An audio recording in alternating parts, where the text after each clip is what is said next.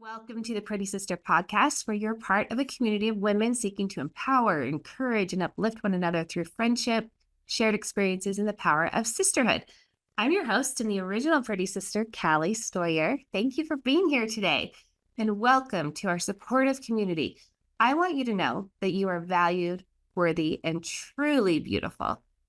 And speaking of being truly beautiful, I have my very beautiful daughter here with me today.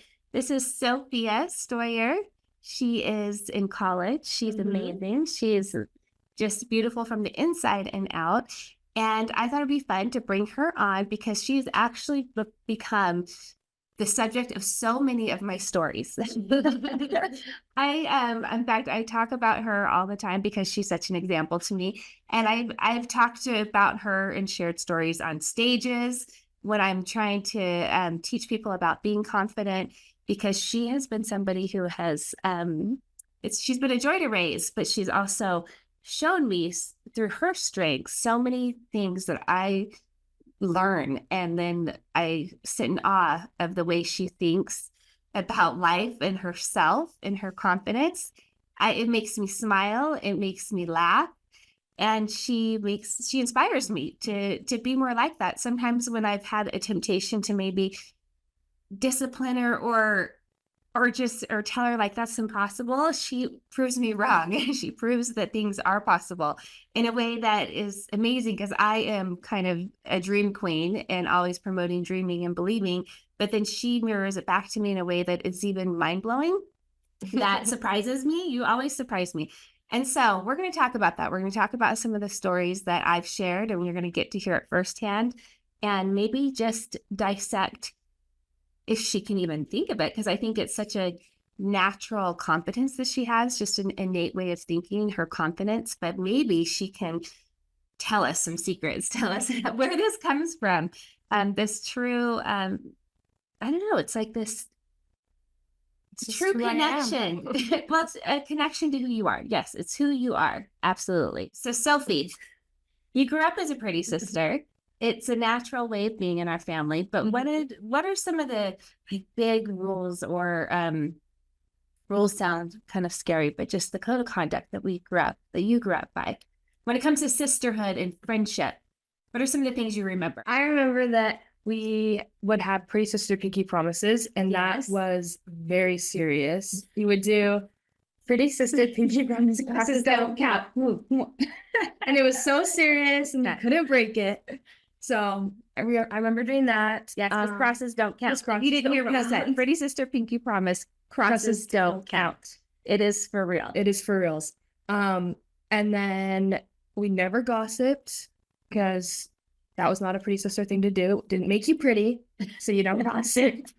I love that she said that. It's not a pretty sister thing to do. That's exactly what I would say. Yeah. It just, I could say that. It was a shortcut to, stop. Yeah. Bad behavior. Yeah. And I didn't have to be negative. It was just, it's not a pretty sister thing to do. Yeah. And they knew. You knew. Yeah. If I said that to you, how did you feel? Like, oh, I broke the rules? Yeah, I'd be like, oh, I'm not being nice.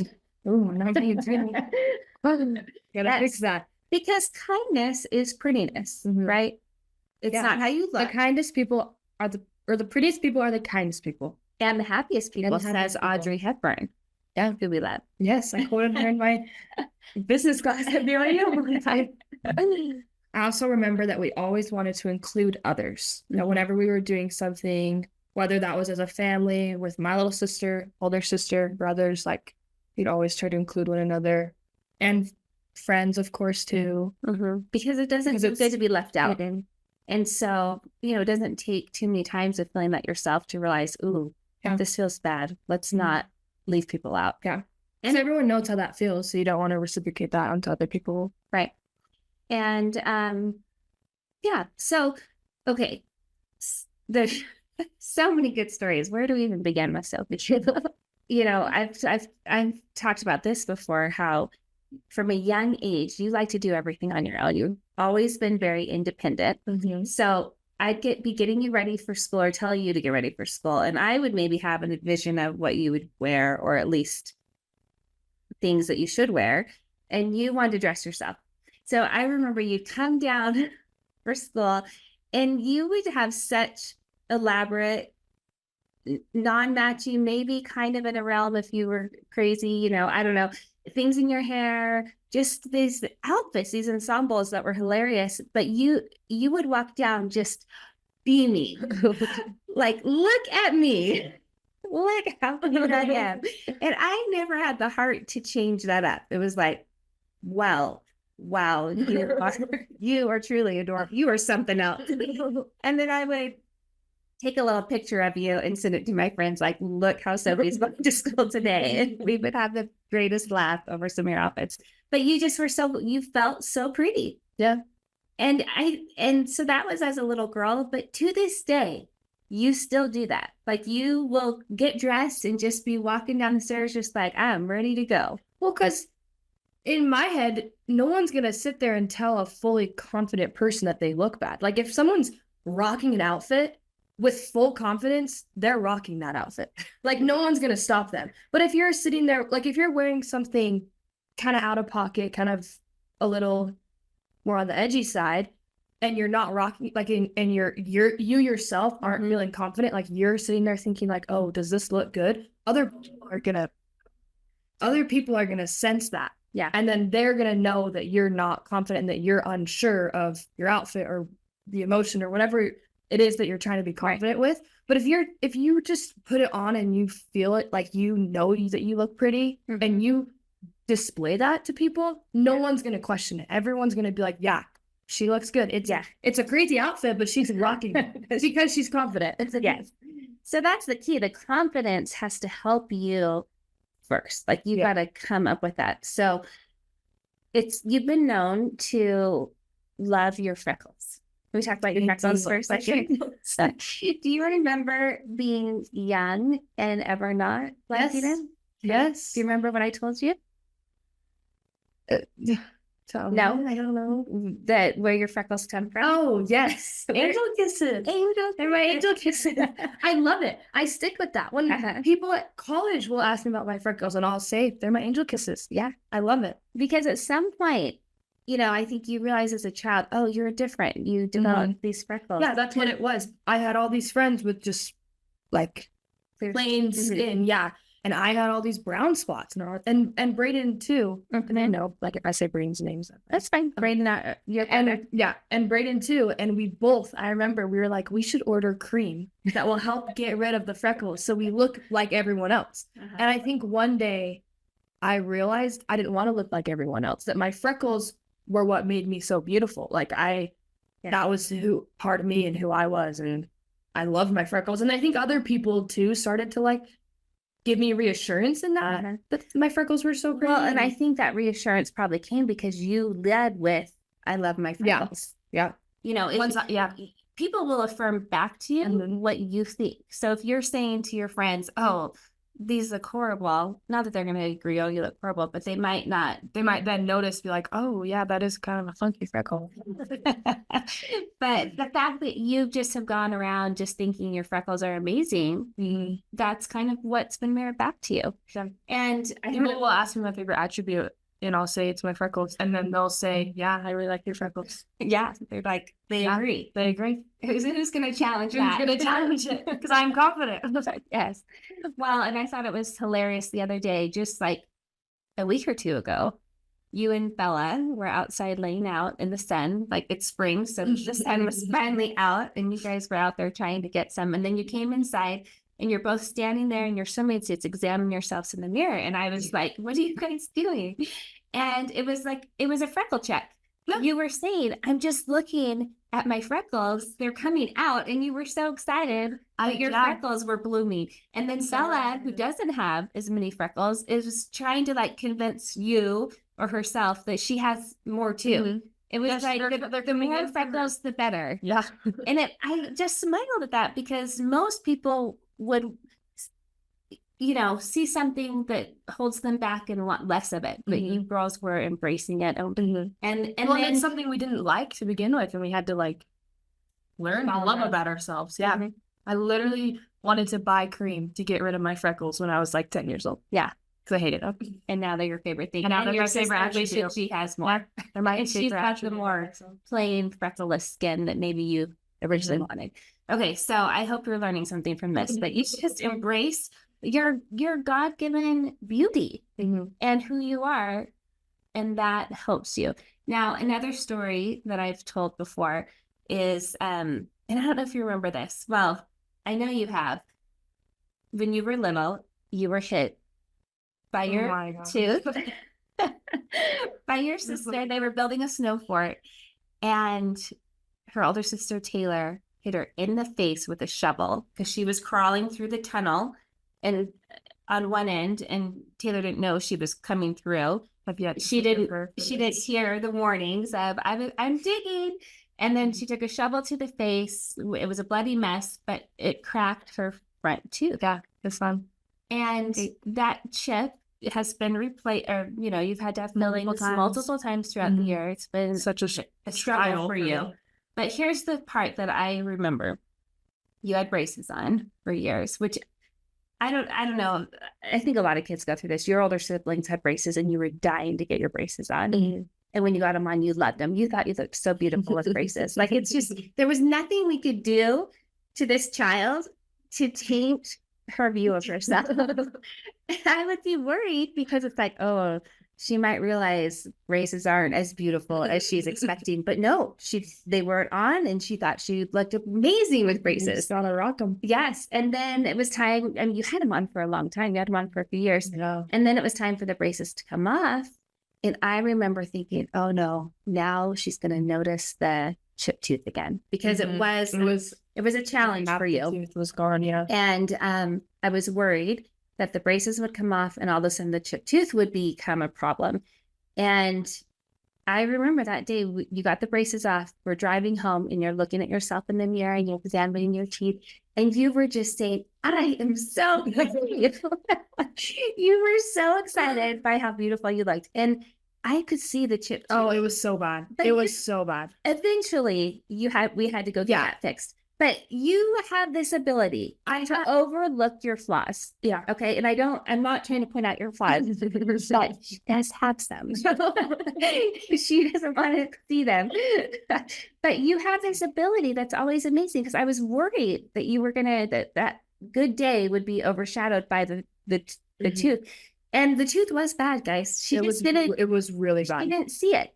And over time you did, and we got it fixed again. Yeah. And so it's something that we constantly have to address as the teeth color changes and whatnot. It's been a problem. But how do you do it? How do you just overlook maybe a glaring problem and just you really do see your beauty? What could you share with us? Because I'm inspired by it always. It always gives me courage to love myself more. You give me permission to do that. So thank you. Do you remember any of those feelings that I'm bringing up? Those memories? Well, yeah. I remember, like, when I got the braces off, I just thought I was so beautiful. I took selfies. I have those selfies posted on Instagram. I mean, now I've taken them down, but they were up there for like all of high school, I think. Like, just so long of my beautiful smile with a brown tooth. Like, it was like with that chipped tooth, like, so bad. And front tooth. And I went to school smiling so big, and I'm sure all my friends were like, oh my gosh, she's like missing tooth. But in my head, I was so beautiful. Yes. And I think that just knowing my own beauty, like just loving myself, just makes me confident. I don't know what it is, because I think it is just so natural to me, and I've just never not been confident. Like, obviously I go through days where I'm like, oh crap, like I'm not looking too good today, my makeup's not that good, but I think but it's always not. I don't think it correlates to how you look. Like, if you have a bad day, it's more how you feel. It's more how I feel. It's more how I feel. And that's a good thing, because a lot of girls can't do that. A lot of girls are focusing more on their external beauty and not just how they feel internally. And I think that's where a lot of this gift stems from, is that you are very centered with who you are. Yeah. And comfortable. And I love who you are. And I think I love who I am. And so I can express that so confidently. And I think a big thing for me, I was thinking about this earlier, when I'm not feeling my best, I always just fake it till I make it. Like I'm always just trying to smile and laugh and just be happy. Yeah. Because then that brings in the confidence. Right. So you are mortal and normal, and you have bad days and bad days. This is true. I've experienced this as your mother. So in an earlier podcast, we talked about this. I think of some words that would help people understand this confidence that we're talking about is this ability that you have to feel worthy, just to feel enough as who you are. And we're going to have a whole course coming up to help people to get to this point, because a lot of people, it doesn't come natural where you just feel enough, you feel worthy, you feel loved. And that's what you have to your core. But some days you don't. And we have lovingly learned to call this, you know what I'm going to say? Your switch. She flips a switch. And it's a fun thing about Sophie. And I had to learn it as a mother, because sometimes if she was stuck in a feeling or in a position or mad about something, she can kind of, it's like, she's a girl of extremes a little bit. Like you would be really sad or really mad. And just like you had to get dressed on your own, I've learned you have to work through that on your own. And some of my other kids, I have to talk them through something and help a little bit more. But Sophie, you have this switch that you've got to flip, and you have to flip it on your own. So we'd be in an argument and, or disagreeing over something, and she would maybe just be stuck, like frustrated. And you'd go to your room and you would, maybe you'll tell us today what you would do, but you ponder. This is what I'm imagining. You're thinking, you're praying, you're journaling. I don't know what you're doing exactly. Maybe at different times, a combination of those things. But this is what I would experience: is you would eventually, and sometimes it wouldn't take very long. Sometimes if it was a bigger deal, maybe a little longer. But you'd come out, and the flip would be switched, and it would be amazing, because all of a sudden she would just come out and say, "I'm sorry, Mom. I didn't mean that," or "I understand," or "I'll clean my room," or like you just would absolutely do a 180 switch and be so agreeable and happy. You have this way to kind of self-control. So what's going on in your head when you go flip your switch? Okay, maybe this is normal for other people. Maybe it's not. I don't know.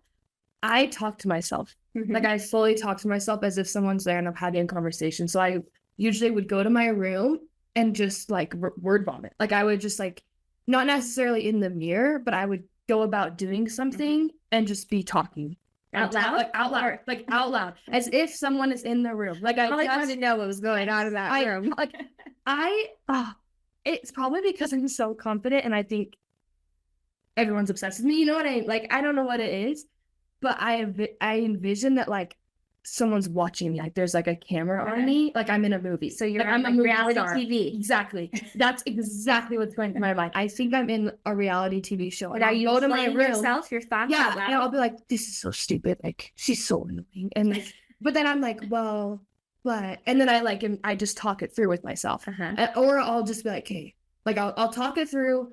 And then I'll get to a point where I'm like, okay, it's not that big of a deal. It's going to be over by tomorrow. Or it's, like I just, I work with myself until I'm feeling good. And then sometimes I'll just drop it.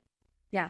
Not even think about it, do something else. And then when I come back to it, I'll be like, well, it's not even a big deal anymore. Like it was the emotions are gone. The emotions are gone. You're dealing with those emotions of frustration, sadness, anger, whatever it is. You're self-processing. You're working through them, because when we have those, it's important to feel them. Yeah. And I need to do it on my own, because I need to go to my space and do it on my own. Like I remember in a previous relationship, when we would get into like little arguments or something, he would always want to like talk it through right then and there and just like figure it out, and I couldn't do it. Like I would be so frustrated with him, or just so frustrated with the situation, and I would just want to sit there and cry, and I would need to go home, or I would need to leave, because I can't just sit there and deal with it with someone. Like I need to go home and process and be on my own. Yeah.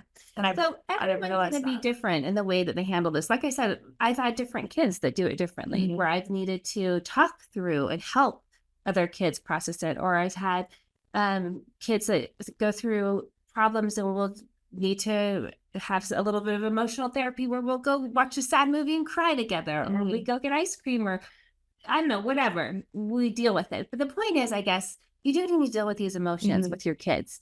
And in some format, learn how to work through it. So I love that you have been working through this in your own way. You need to go off on your own, you do it, you come back and switch. Now, what's your motivation to do it so quickly? Because you do flip your switch pretty quick. Yeah.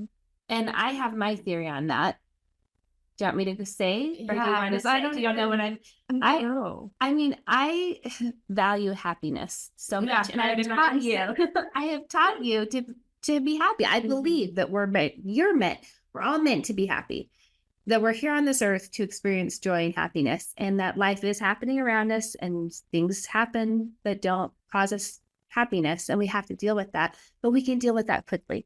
And so I've tried to teach you guys tools to get back to that state of happiness. And I guess where you always amaze me and surprise me is I feel like, as a mother, I'm supposed to teach you, but you've done it so quickly and you do it so well that often you're teaching me like, oh, she got through that so quickly and now she's ready to go. So it's like you have this way to get right back on track, and you can self-regulate.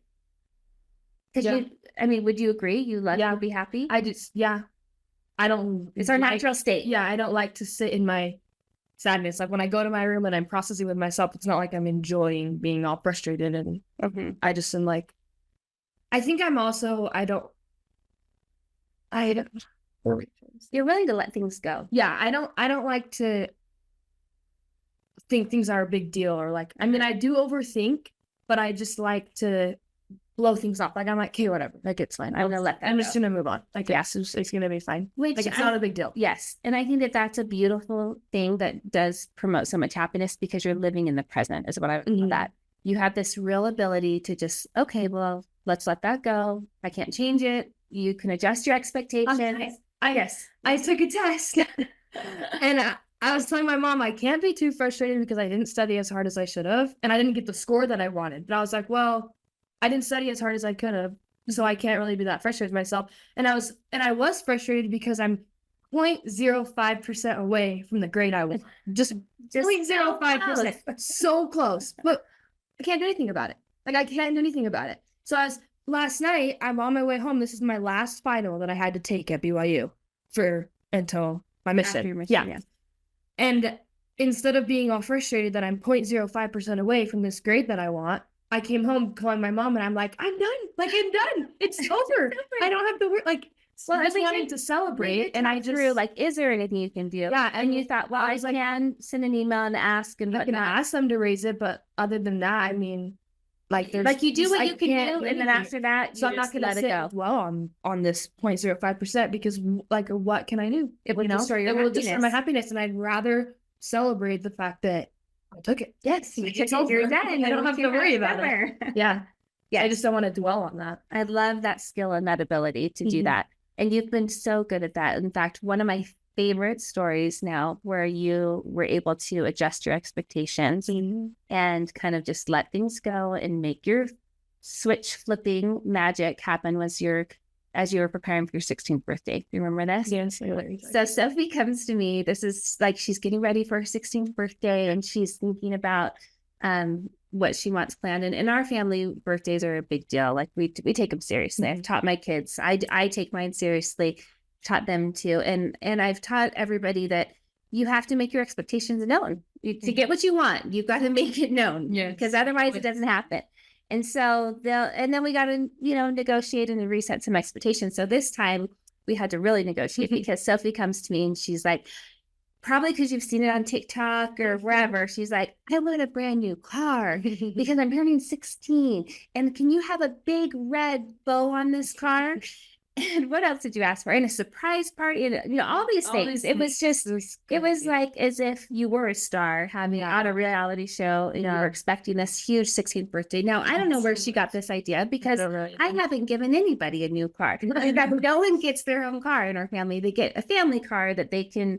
It's like in the pool of cars that they can use, and it's not even necessarily their own. They share. So I had to gently say, well, you're not getting a new car. You're actually going to drive this hand-me-down car that your brother drove, your sister drove, your other brother drove, and now you're going to get to drive it. You should have decided to use that. And, she thought about it, and I think you had to go to your room because I kind of let you know that this was not all happening, that we're going to have to get realistic about what's going to happen on your 16th birthday and rethink this. And then you came, I remember you did go to your room because you came out and you said to me, well, can you at least clean the car? Can you like detail it and have it clean? And will you still put a bow around it? I did. You remember? I thought that was so funny because I was like, that was good negotiation because I was like, yeah, I'm happy to clean the car. And sure, I'll put a bow around it. So this is what went down. It was great. You know, before she knew exactly what was happening because we had already had this conversation. We've said in advance.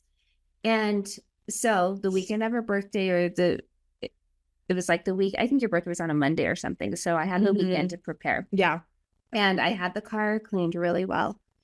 And I actually had a huge red bow from some, I didn't even go buy it myself. I had it from some event that we had participated in. I don't know where it came from. Anyway, I had this really big red bow. So I put the big red bow on the car. It was beautiful. It was clean.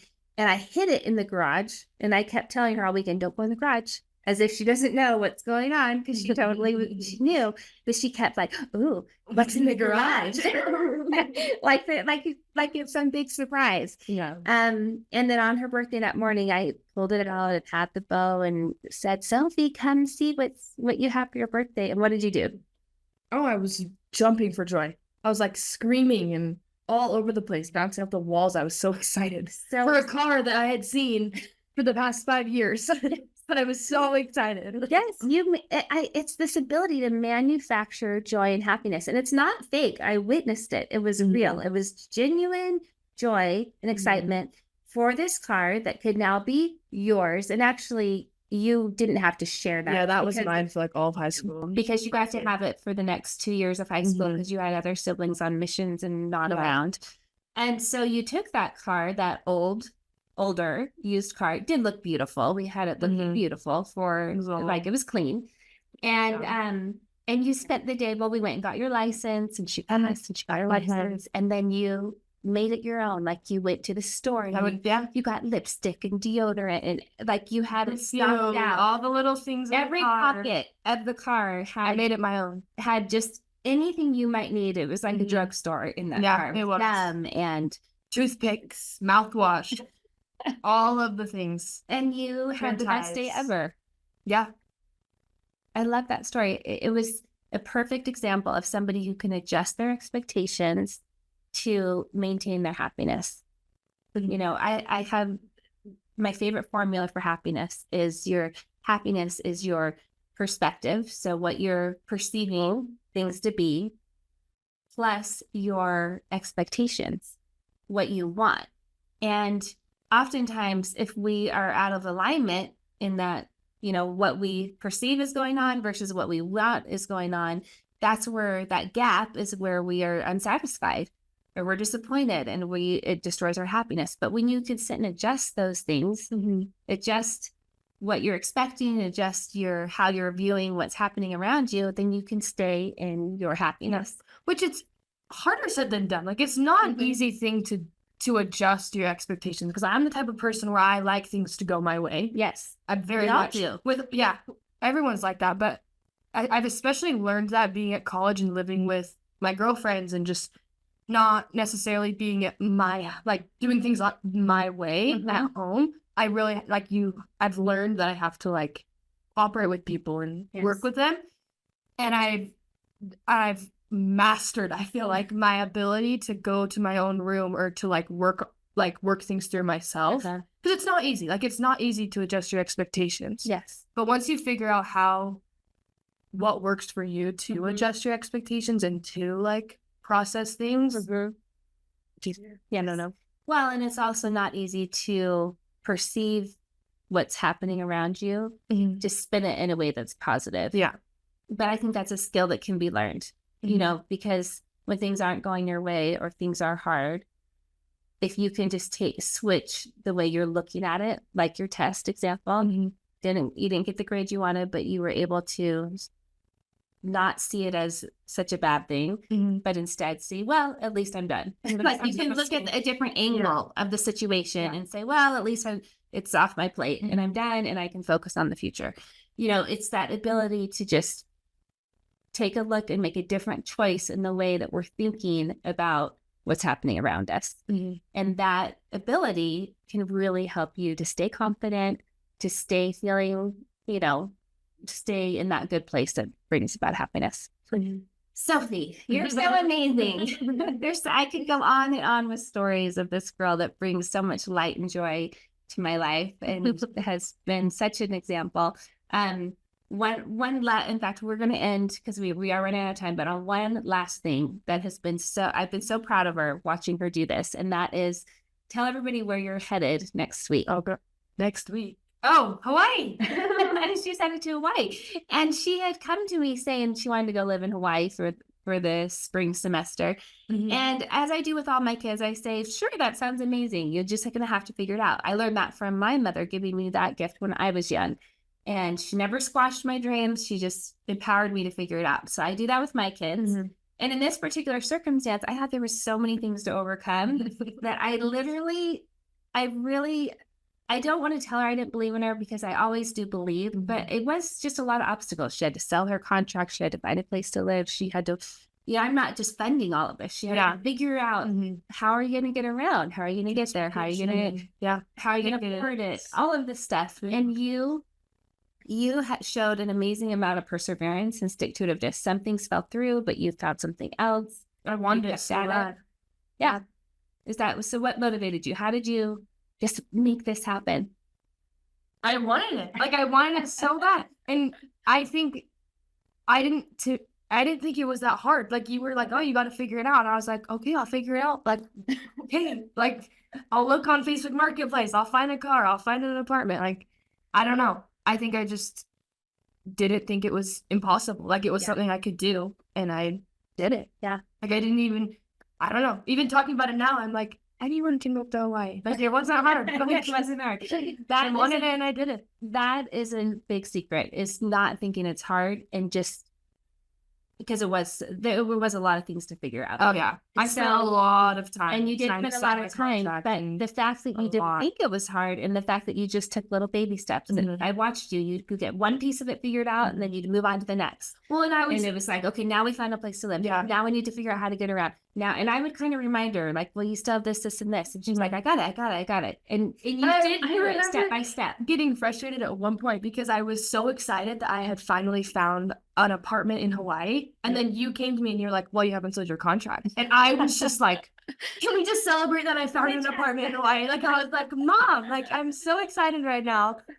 I don't even I probably was excited first, but then but then you were like, well, so but still remember, I just in my head, I was like, even if I don't sell my contract, I can still go. I'll figure it out. If it's not 100% how I wanted it to go, I'll figure it out. I was like, if I can't sell my contract, boo-hoo, I'll find a solution to that problem. Yes. But that wasn't a big problem to me. I don't know. I knew I could figure it out. So when you brought that up, I was like, I'll figure it out. It's at it. Mom, we have a place in Hawaii. I don't even care. It's all gonna be fine.